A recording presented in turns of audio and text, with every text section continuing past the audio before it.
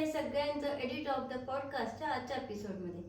आजचा आपला टॉपिक आहे fight against tobacco, the inspiring story of ENT specialist. आणि ह्या विषयावर बोलण्यासाठी आज आपल्यासोबत आहेत एक अष्टपैलू, अत्यंत विनम्र स्वभावाचं असं व्यक्तिमत्व, ENT cancer specialist doctor Sunil Deshmukh. Doctor Sunil Deshmukh हे एक प्रख्यात ENT कॅन्सर स्पेशालिस्ट आहेत आणि ते जवळपास गेल्या 32 वर्षापासून या क्षेत्रात कार्यरत आहेत. डॉक्टर सुनील देशमुख यांनी तंबाखू विरोधात जनजागृती निर्माण करण्यासाठी जवळपास अविश्वसनीय असा 80,000 किलोमीटरचा सायकल प्रवास केलेला आहे. आणि या प्रवासात त्यांनी अनेक लोकांना भेटले आणि त्यांचं मतपरिवर्तन केलेलं आहे आणि त्यांना तंबाखू विरोधात जागृती निर्माण करून एक नवीन जीवन दिलेलं आहे. आणि एवढंच नव्हे तर ह्या सगळ्या त्यांच्या प्रचंड अशा कार्यासोबतच ते एक अतिशय उत्तम असे गायक आहेत, अतिशय उत्तम असे स्पोर्ट्समॅन आहेत आणि त्यासोबतच अनेक सामाजिक कार्यात देखील ते अग्रेसर आहेत. आणि आज आपण त्यांच्याकडून त्यांच्या या प्रेरणादायी प्रवासाबद्दल ऐकणार आहोत. स्वागत करूया डॉक्टर सुनील देशमुख यांचे. आपण सुरुवात करूया आपल्या पहिल्या प्रश्नापासून. सगळ्यात पहिले आम्हाला जाणून घ्यायला आवडेल तुमच्या या ENT specialist, ENT cancer specialist म्हणून जो तुमचा प्रवास झालेला आहे आजपर्यंत, तर त्याची सुरुवात कशी झाली आणि मग त्यानंतर आजपर्यंतचा तुमचा प्रवास, याबद्दल आम्हाला सगळ्यात आधी जाणून घ्यायला आवडेल. अच्छा, मी ॲक्च्युली 1990 साली माझ्या ENTच्या प्रवासाला सुरुवात झाली. 1990 साली मी अंबेजोगाईमधील ग्रामीण वैद्यकीय रुग्णालयामध्ये MS ENTचा विद्यार्थी म्हणून रुजू झालो. तिथला मी पहिला विद्यार्थी ठरण्याचा मानही मला मिळाला.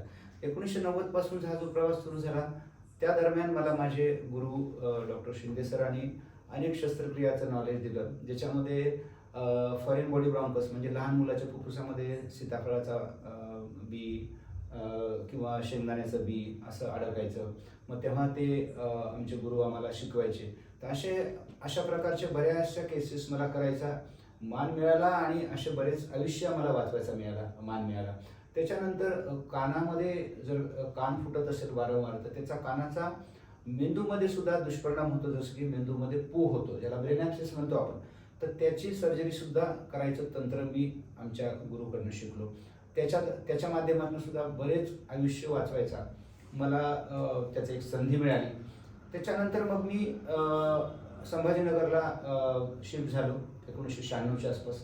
इथे घाटी रुग्णालयामध्ये मला MPSCनं अपॉइंटमेंट दिली आणि तोही प्रवास माझा खूप असा चॅलेंजिंग होता. इथे आल्यानंतर मग असे बऱ्याच प्रकारचे कानाघशाचे रुग्ण, त्याच्यानंतर कर्करोगाचे रुग्ण, असे बरेच रुग्णांचं आयुष्य वाचून त्यांना एक चांगलं आयुष्य द्यायचा मला एक संधी मिळाली. त्याच्यानंतर माझा BJ मेडिकल कॉलेज ससूनला माझी MPSC असोसिएट प्रोफेसर म्हणून मी रुजू झालो. तिथे जवळपास 3-3.5 वर्ष मी कानाघसा कर्करोगाचं काम केलं. तिथं सुद्धा अशाच प्रकारच्या जटिल शस्त्रक्रिया, चॅलेंजिंग शस्त्रक्रिया, कानाघसा, कर्करोगाच्या शस्त्रक्रिया, फॉरेन बॉडी ब्रॉन्कसच्या, ब्रेन ॲब्सेसच्या आणि इतर कानाच्या नाजूक शस्त्रक्रिया, नाकाच्या दुर्बिणीच्या शस्त्रक्रिया, त्याच्यानंतर अन्ननलिकेमध्ये काही अडकलं तर त्याच्या शस्त्रक्रिया केल्या. त्याच्यानंतर माझा पुढे मिरज येथे माझं अपॉइंटमेंट आलं MPSCचं प्रोफेसरचं 2014 साली. तिथे सुद्धा मी जवळपास 1-1.5 वर्ष काम केलं. तिथे सुद्धा बरेचसे रुग्ण ग्रामीण भागातले यायचे. त्यांच्यासुद्धा ट्रीटमेंटमध्ये मला बऱ्यापैकी काम करायची संधी मिळाली. आणि त्याच्यानंतर मी 2018 साली इथे 2014 साली इथं शासकीय कर्करोग रुग्णालयाचं उद्घाटन झालं 2013-14च्या आसपास. तिथं मग आल्यानंतर मला कर्करोगाच्या रुग्णाचा जास्त प्रमाणात सेवा करायची संधी मिळाली. तिथे तोंडाचे कर्करोग, घशाचे कर्करोग, अन्ननलिकेचे कर्करोग, नाकाचे कर्करोग याची करायची संधी मिळाली. तिथे नंतर मला धुळे येथील शासकीय वैद्यकीय महाविद्यालय, जे की आपण ज्याला ट्रायबल एरिया म्हणतो, तिथे मी 2-2.5 वर्ष काम केलं. तिथे सुद्धा ग्रामीण भागातले लोक ज्याच्यामध्ये अज्ञान होतं ते लोक बरेचदा लवकर येत नव्हते. तिथले सुद्धा कानाच्या शस्त्रक्रिया, अशा अनेक दुर्धर शस्त्रक्रिया करून मग 2020 साली मी औरंगाबादला इथे संभाजीनगरला शासकीय वैद्यकीय महाविद्यालय आणि शासकीय कर्करोग रुग्णालय, जे राज्यस्तरीय कर्करोग रुग्णालय आहे, इथे मी काम करायची मला संधी मिळते आहे. मग या प्रवासामध्ये तुम्हाला तंबाखू विरोधात काम करण्याची प्रेरणा कधी मिळाली, कशी मिळाली? तंबाखू विरुद्ध काम करायची प्रेरणा खरं तर मला मी 2007, 8, 9 साली लातूर इथे शासकीय वैद्यकीय महाविद्यालय जेव्हा तयार झालं होतं तेव्हा तत्कालीन मुख्यमंत्र्यांच्या यांनी मला तिथे प्रोफेसर म्हणून अपॉइंटमेंट दिली होती. तर 2009 साली जेव्हा मी लातूरच्या तिथे काम करायचो राहायचो, तेव्हा तिथे मला समाजात असं आढळलं की तंबाखू, गुटखा याचं प्रमाण समाजात खूप जास्त आहे, जे की खूप घातक आहे आणि याच्यासाठी काहीतरी करावं असं सारखं वाटायचं. पण याची फलश्रुती मला 2013च्या आसपास काय मिळाली. तेव्हा मी विचार केला की आपण सायकलवर जर लोकांचं जनजागृती केली तंबाखू विरोधात, गुटखा विरोधात किंवा स्मोकिंगच्या विरोधात तर चांगलं होईल. म्हणून मी 2013-14च्या आसपास सायकलवर अनेक खेड्यांना भेटी देणं किंवा लोकांची जनजागृती करणं याचा मी प्रयोग सुरू केला. प्रतिसाद खूप मिळाला. याचीच फलश्रुती म्हणून 2017 साली आम्ही औरंगाबाद येथून नांदेड हा 280 किलोमीटरचा प्रवास मी आणि माझे एक सहकारी डॉक्टर प्रफुल्ल जटाळे यांनी शासकीय कर्करोग रुग्णालय आणि सिग्मा हॉस्पिटल याच्या संयुक्त विद्यमाने 280 किलोमीटरचा प्रवास आम्ही सायकलवर केला. उन्हाळ्याचे दिवस होते 4 जून 2017 आणि त्या दरम्यान आम्हाला 35 खेडेगावामधून आम्ही गेलो. जवळपास 1000 ग्रामस्थ खेडूत ग्रामस्थांना आम्ही भेटलो रस्त्याने. त्यांना आम्ही तंबाखू विरोधात जनजागृती केली. त्यांना आम्ही सांगितलं बाबांनो हे व्यसन दूर आहे, वाईट आहे, दूर राहा. तर त्यांनी आम्हाला खूप चांगला प्रतिसाद दिला. तर ही आमची अशी एक चांगली रॅली होती. त्याच्याशिवाय आम्ही आमच्या IMA औरंगाबादच्या माध्यमातून किंवा आमच्या मेडिकल कॉलेज शासकीय कर्करोग रुग्णालयाच्या माध्यमातून, त्याच्याशिवाय आमची एक सायकलिंग संघटना आहे जसे औरंगाबाद डिस्ट्रिक्ट सायकलिंग संघटना ज्याचे अध्यक्ष डॉक्टर चरणजीत सिंग सांगा आहेत, निखिल कचेश्वर यांच्या माध्यमातून आम्ही आमचे बरेचसे सायकलिस्ट जवळपासच्या खेड्यामध्ये रॅली काढतो आणि तंबाखू विरोधात जनजागृती याचं आम्ही काम करतो.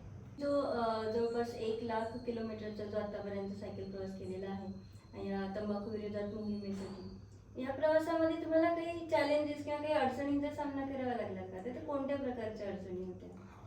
आता हे जो आमचा सायकल प्रवास आहे 1 लाख किलोमीटरचा हा ज्याला आपण म्हणू शकतो की जवळपास पृथ्वीचा जो परिघ आहे तो 40,000 किलोमीटरचा आहे.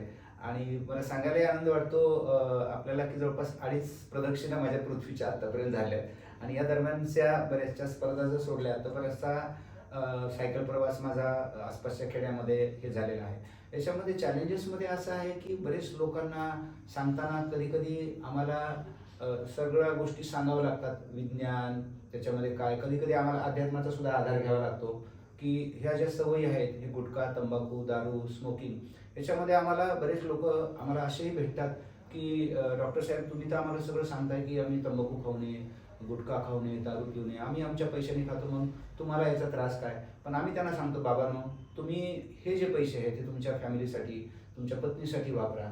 आणि दुसरं म्हणजे स्मोकिंग आहे. स्मोकिंगमध्ये सुद्धा ह्या जो तंबाखूचं जे एक प्रकार आहे स्मोकिंगचा हा अत्यंत घातक आहे.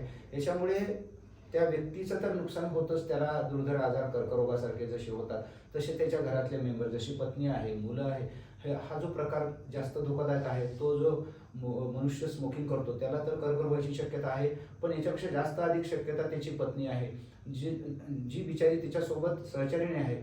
पॅसिव्ह स्मोकिंग हा प्रकार आहे. मुलं आहेत घरात, यांना सुद्धा याचा तोटा होऊन यांना सुद्धा फुफ्फुसाचे आजार होऊ शकतात. आम्ही त्यांना अशा प्रकारे समजून सांगतो. बरेचसे लोक ऐकतात, काही लोक आम्हाला त्याच्यामध्ये आम्हाला असे अनुभव की काही लोक अपमानित करतात, पण आम्ही आमचं ते एक चांगलं कार्य, समाजकार्य म्हणून आम्ही आमचा अपमान घेऊन पुढे आमचं काम चालू ठेवतो.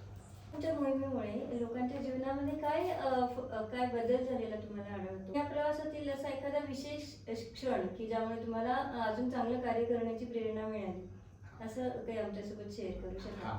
तर जो काही मागचा एक 8-9 वर्षाचा प्रवास आहे आमचा सायकल प्रवास आहे आणि त्याच्यापूर्वी जसं मी आपल्याला सांगितलं लातूर तिथून मला ते प्रेरणा मिळाली. तर आम्ही जेव्हाही करतो तेव्हा खूप लोकांचे आम्हाला व्यक्तिगत मोबाईलवर किंवा आमचा SMS आम्हाला येतात की नाही डॉक्टर साहेब खूप चांगलं काम केलं. याच्यामध्ये विशेष एक आनंदाची गोष्ट मी आपल्याला शेअर करू इच्छितो. जेव्हा मी औरंगाबाद ते नांदेड हा 280 किलोमीटरचा प्रवास केला होता 4 जून 2017, तर या दरम्यान आम्हाला जे काही लोक भेटले त्या लोकांनी आमचे फोन नंबर घेतले होते आणि बरेचसे लोक त्यातले आमच्या बरेच दिवस संपर्कात आहेत, आजही आहेत. त्यांचे फोन येतात तेव्हा डोळ्यामध्ये पाणी येतं मॅडम की हे लोक म्हणे आमचा तुम्ही संसार वाचवला, आमचे गुटखा गेला, तंबाखू गेला, आमचं आता खूप चांगलं चाललंय. तर हे आठवण आम्ही कधी विसरू शकत नाही, कारण लोकांना जे आनंद झाला तो आमच्या दृष्टीनं खूप मोठं पारितोषिक आहे. तंबाखूच्या व्यसनातून मुक्तता मिळवण्यासाठी लोकांना मानसिकदृष्ट्या किंवा शारीरिकदृष्ट्या कोणत्या अडचणींचा सामना करावा लागतो? याच्यामध्ये कसं आहे, तंबाखू सोडताना किंवा तंबाखूजन्य पदार्थाचं सेवन जसं स्मोकिंग आहे हे सोडताना जसं की ते एक आपल्या प्रकारे एक प्रकारचं ते विषच आहे. तंबाखू किंवा तंबाखूजन्य पदार्थ जसे सिगरेट आहे, याच्यामध्ये लोकांना त्याची एक प्रकारची व्यसन किंवा लत लागते. त्याच्यामध्ये निकोटीन नावाचा जो पदार्थ आहे, हे आपल्याला एकदा त्याची सवय लागली ते सोडणं खरंच म्हणजे कठीण असतं लोकांना. पण ह्याच्यात सगळ्यात महत्त्वाची गोष्ट आहे की त्या माणसाचा निग्रह आणि विग्रह खूप चांगला पाहिजे. तर त्या केसेसमध्ये आम्हाला सुद्धा त्या व्यक्तीचा फॉलो घ्यावा लागतो आणि आम्ही वैयक्तिक पर्सनल लेवलला सुद्धा आम्ही त्यांचे फोन घेतो आणि आम्ही त्यांना त्या व्यसनापासून शक्यतो दूर ठेवायचा प्रयत्न करतो. हे करताना बरेचदा आम्हाला मानसोपचार तज्ज्ञांची सुद्धा मदत घ्यावी लागते. आम्ही ती घेतो आणि बऱ्याच प्रमाणात आम्हाला ह्याचं यश पण आम्हाला मिळतं. तर असं इथं नमूद करावं वाटतं. ॲडिक्शन थांबवण्यासाठी मला असं वाटतं आजकाल जे आवश्यक झालेलं आहे की स्कूल किंवा कॉलेजेस लेवलवरूनच काही प्रयत्न करण्याची गरज आहे. तर हे स्कूल कॉलेज लेवलवर तुम्ही काय उपक्रम सुचवाल? हां, नक्कीच. हा खूपच महत्त्वाचा प्रश्न आहे, कारण आपण म्हणतो की लहान मुलं उद्याचं आपलं भारताचं भविष्य आहे. आता शाळकरी मुलं ज्यांचं वय 13, 14, 15 वर्षाचं आहे, तर ह्या मुलामध्ये सुद्धा दुर्दैवाने बऱ्याच शाळांमध्ये किंवा बऱ्याच याच्यामध्ये की ह्या मुलांच्या खिशामध्ये सुद्धा तंबाखू, गुटखा असे पुढे आढळतात, असं आपण पेपरमध्ये पण वाचतो आणि हे खरं सुद्धा आहे. त्याच्यामध्ये मला असं वाटतं की शाळेचं व्यवस्थापन, त्याच्यानंतर NGOज आणि काही सहकारी संस्था यांनी सुद्धा पुढाकार घेऊन अशा मुलांना व्यवस्थित समज देऊन त्यांच्या पालकांना विश्वासात घेऊन त्यांना बोलून अशा गोष्टीपासून, अशा व्यसनापासून परावृत्त करावं, कारण हे मुलंच पुढची पिढी आहे. तर अशा प्रकारे आपण करावं असं मला सुचवावं वाटतं. आपला असा पुढचा प्रश्न आहे, जसं आपण बघितलं की सुरुवातीला तर मी तुम्हाला सांगितलं की हे कॅन्सर स्पेशालिस्ट असतानाही, एवढं बिझी शेड्यूल असतानाही एक उत्तम असे गायक आहेत आणि उत्तम स्पोर्ट्समॅन आहेत. तर डॉक्टर मला हे सांगा की ह्या सगळ्या तुमच्या हॉबीज पण तुम्ही अगदी तेवढ्याच उत्तम प्रकारे निभवता, त्यासोबतच तुम्ही अनेक सामाजिक कार्यातही अग्रेसर असता. तर हे सगळं बॅलन्स तुम्ही कसं करता? खरं तर आपण म्हणतो दिवसाचे फक्त 24 तास असतात, सगळ्यांना 24 तासच मिळतात, पण त्या 24 तासाचा उपयोग आपण कसा करायचा हे आपल्यावर अवलंबून आहे. मराठीत जशी म्हण आहे की जिथे आवड आहे तिथे सवड आहे, आणि ही सवड काढायसाठी सुद्धा आपल्याला त्या निवड करावी लागते.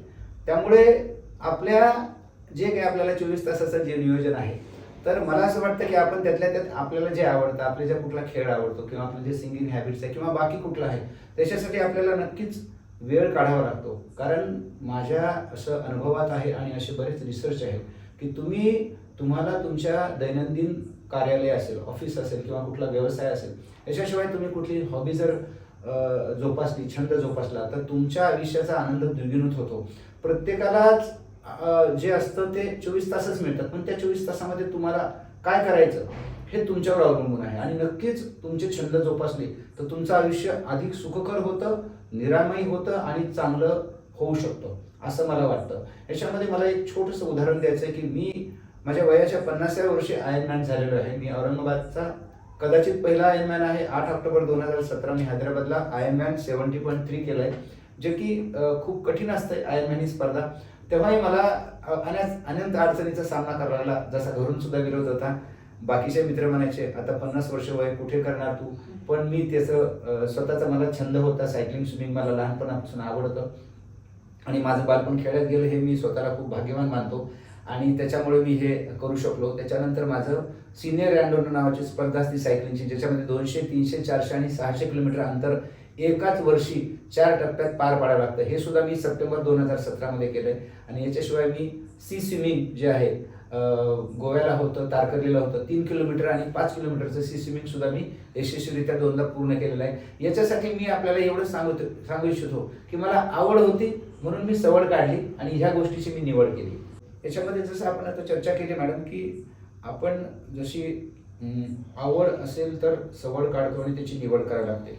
तर त्याच्यामध्ये स्पोर्ट्सच्या माध्यमातून किंवा सिंगिंगच्या माध्यमातून सुद्धा मी लोकजागृती करायचा किंवा लोकांचे व्यसन सोडायचा असा प्रयत्न करतो. जसं की आम्ही स्पोर्ट्समध्ये जातो, कुठे आमचे एक मॅरेथॉन्स होतात, त्याच्यामध्ये सुद्धा आम्ही जेव्हा मॅरेथॉन संपते त्याच्यानंतर आम्ही 20-25चा ग्रुप करतो. आमच्यामध्ये धावपटू असतात, त्यांना पण आम्ही ग्रुप करून विचारतो की बाबा ह्या व्यसनापासून व्यसन कोणी करतं का? जर कोणी एखादा सापडला, दुसरा सापडला, तर आम्ही त्यांना सांगतो की तू एवढं चांगलं आयुष्य जगतोय तर तू हे सगळं सोडून दे. त्याच्यानंतर सिंगिंगमध्ये सुद्धा आमचे जेव्हा गायनाचे जवळपास मी मागच्या 8 वर्षामध्ये 25 लाईव्ह स्टेज शो परफॉर्मन्स केलेले आहेत. आणि त्याच्यामध्ये असं आम्हाला आढळलं की जे काही आमचे गायक असतील किंवा बाकी आमची जी मंडळी असते याच्यामध्ये काही व्यसनं करतात, त्यांना आम्ही त्यांचं उद्बोधन करायचा प्रयत्न करतो. आणि एवढं चांगलं सुंदर आयुष्य आहे तर हे चांगलं जगायचा प्रयत्न करतो. मी देवाने जे मला आयुष्य दिलंय त्याच्यातला प्रत्येक सेकंद मी 1 वर्ष असा म्हणून जगतो. आणि मला असं वाटतं ना की याच्यामध्ये आपण या व्यवसायामध्ये राहून आपण देवळात जातो, देवाच्या पाया पडतो, पण मला वैयक्तिकरित्या लाखो रुग्णाची सेवा करताना मी प्रत्येक रुग्णाला देव मानून त्याच्यामध्ये देव शोधायचा प्रयत्न करतो. त्याच्यामुळे मला असं वाटतं की जवळपास लाखो रुग्णांची सेवा करताना मला शक्यतो रुग्णरूपी देव भेटतो. आणि मला शक्यतो देवळात जायची गरज मला पडतच नाही, कारण मला माझा प्रत्येक रुग्ण हा माझा देव आहे. त्यामुळे आपणही अशी सगळेजणांनी समाजाची सेवा करावी आणि आपण आपल्या समाजाला पुढे न्यावं असं माझं मत आहे. अगदी तुमच्याशी संवाद साधताना डॉक्टर आज मला खूप काही शिकायला मिळालं. आणि आय एम शुअर की आपल्या ऑडियन्सला सुद्धा याच्यातून खूप काही शिकायला मिळेल, खूप काही इन्स्पिरेशन मिळेल. आणि आज तुम्ही तुमचा हा जो प्रेरणादायी प्रवास होता, या सगळ्या प्रवासावर जो प्रकाश टाकला त्याबद्दल तुमचे खूप खूप धन्यवाद.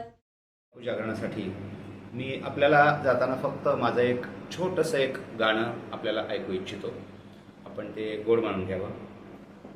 देव देवाऱ्यात नाही, देव नाही देवालयी, देव चोरून नेईन अशी कोणाची पुण्याई. देव देवाऱ्यात नाही, देव नाही देवालयी.